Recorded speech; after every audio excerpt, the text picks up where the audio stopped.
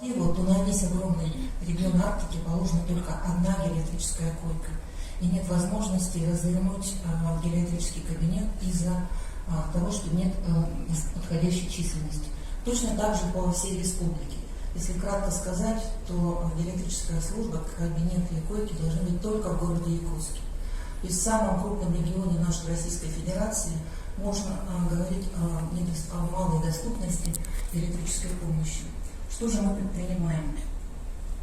Впервые, и пока у нас единственный из всех регионов Российской Федерации, принят региональный закон о комплексной медико-социальной помощи гражданам старшего поколения.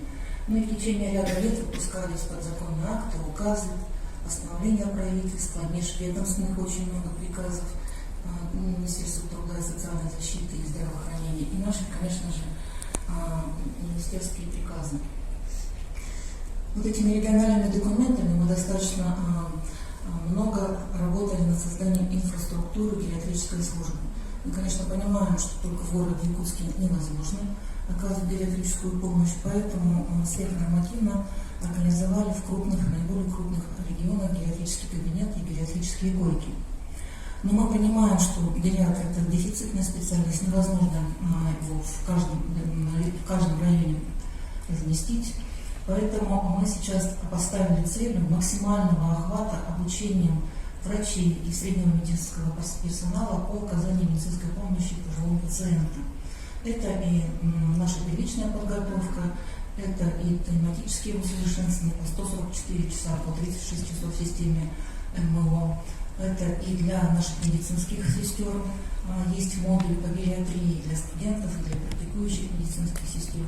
Очень много, ежеквартально практически мы проводим вебинары с сотрудниками кафедры нашего медицинского института, стажировки в гериатрическом центре, в том числе для сотрудников Министерства труда. Ежегодно у нас выезжают гериатры, практически в треть районов мы стараемся выезжать. Но охват все равно небольшой, специфики и малочисленности наших гериатров. Поэтому мы сейчас переформатируемся на телемедицинские консультации для особенно отдаленных районов.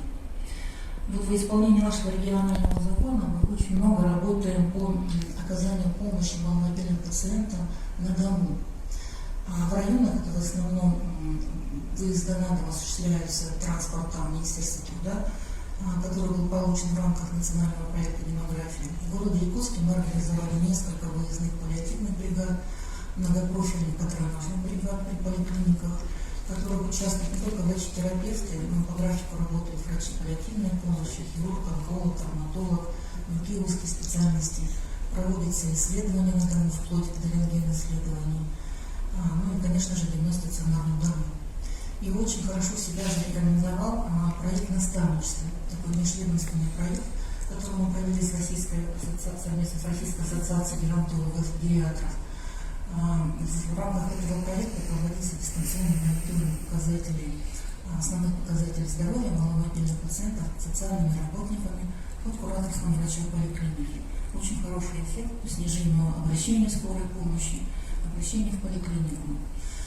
И также вот у нас отдельная статья в законе по взаимодействию с некоммерческими организациями. И сейчас мы отрабатываем вот эти механизмы. За счет грантовой поддержки некоммерческих организаций у нас расширяются услуги для, в частности, для нашего гериатрического центра, для наших поликлиник. Это услуги сиделки в отделениях сестринского ухода, на дому, правда, их не так много. Это созданы учебный центр для родственников, пациентов. Это и социальная поддержка одиноким пациентам, ну и вплоть до психологической поддержки медицинских работников, профилактика профессионального выгорания. Все эти трудности у нас, конечно же, есть, но тем не менее люди отличаются примерами супердолгожительства. Вот мы не успели, к сожалению, оформить пакет документов в книгу Лепорта Гиннесса. Бабушка 117-летняя умерла от пневмонии, съездив к дочке в Туню. Ну а теперь второй компонент. Я бы хотела отдельно остановиться о финансовой поддержке нашей гериатрической службы. В национальном проекте старшего поколения, национальном проекте «Демография» есть мероприятие по развитию гериатрической службы. Но, к сожалению, помимо за исключением вакцинации против пневмококковой инфекции, эти мероприятия не имеют финансовой поддержки. И вот я боюсь, что когда закончится национальный проект, то потихоньку наши кабинеты гериатрически закроются. Почему? Во-первых, потому что очень большая нагрузка на гериатров, специфическая работа, а доплат у них нет, как у психиатров. Во-вторых, это незаинтересованность руководителей медицинских организаций, потому что нет повышающих коэффициентов или отдельного тарифа для амбулаторной гериатрии.